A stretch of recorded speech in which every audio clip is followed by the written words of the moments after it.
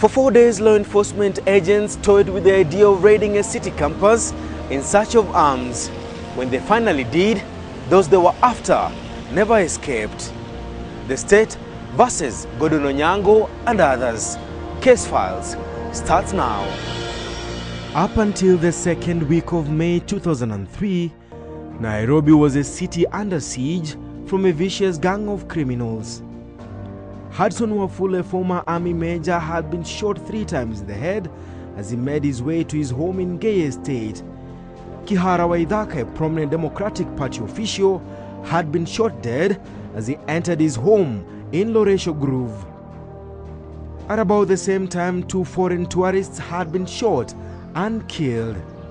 But away from the public eye, police detectives had been trailing a group of university students they thought might be involved in the spate of killings, bank robberies and rapes visited upon innocent city residents. Days after daring attack, they spotted a car they had been trailing for weeks make its way to Mamlaka Road. And at this point, the officers moved in. They arrested 5 people, among them Victor Mwendwa, Elias Mengus, George Mungai, Elias Brown.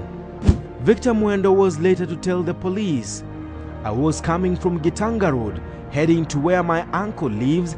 I'd gone to collect money from a friend of my father."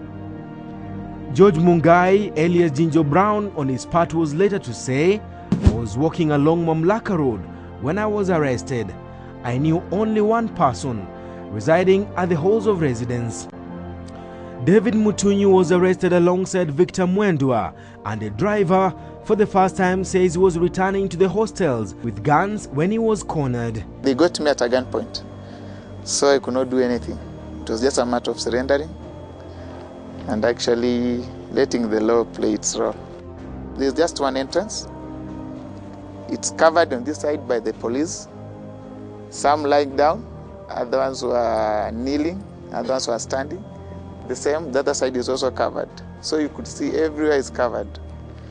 And I don't have a window to make a sneak off. So I had just to give in and get arrested. But the arrest of the 3 was not all. Another group of 5 was still at large. Gordon Onyango, the most elusive and calculating member of the campus group, says he was arrested on Mamlaka Road. Walishikwa watu watatu, yeye, Dere, na jamaa fulani sasa yuko Naivasha. Sasa mimi nilishikangwa kivyangu. Nilikuwa tu Mamlaka Road. But police investigators had another challenging and daunting task before them.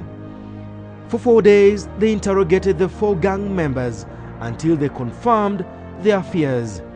A gang member who had fallen out with the 4 had told the detectives Mamlaka Halls of Residence was an armory. On Friday, the 16th day of May 2003, undercover police officers made their way to the campus hostels. They knocked on room number 9. The door had just been locked. The police officers spoke to Bernard Ouma, unaware the student was the chief armorer. That night, police officers stayed put. Ouma did not return to the campus hostels, but tried making arrangements to have the firearms in his room transferred to room number 19. A security official at the university was later to tell the police Bernard Ouma met with Nganga and Mukonyi. The 2 were students at the university. He then requested them to move the guns for him to room number 19 at a fee of 10,000 shillings, but they refused. But Michael Mutali, a gang member and a student, arrived at the bar where Bernard Ouma had met the 2. He agreed to move the deadly arsenal. The security officers were later to say, at about 4 a.m., Mutali went and opened room number 9. He packed the guns and transferred them to room number 19.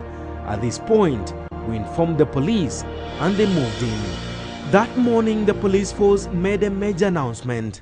Our officers managed to arrest 7 suspects and making a massive recovery of 8 firearms. But with the shocking announcement came another revelation. Police investigators had not arrested Bernard Ouma and Michael Mutali. Suspect who occupies that room is still at large. But after a month on the run, Ouma and Butali were arrested hundreds of kilometers away in Lokichogio. They are trying to catch a flight to Nairobi. The arrest marked the end of the run and the gangsters' life of the Mamlaka boys. The Mamlaka 9 were later to stand trial for various criminal incidents, among them the killing of a Democratic Party official, an army major and several other people. In total, they faced 14 counts of robbery with violence. 8 years later, David Mutunyi disclosed to case files some of the heinous crimes they committed. Had the first case to hijack the money being transferred to a certain constituency. We took everything, the safe.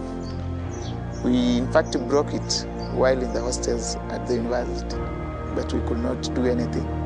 Just after that, we shared out the money, we carried it, we packed again the safes in the motor vehicle, then we went and dumped them somewhere.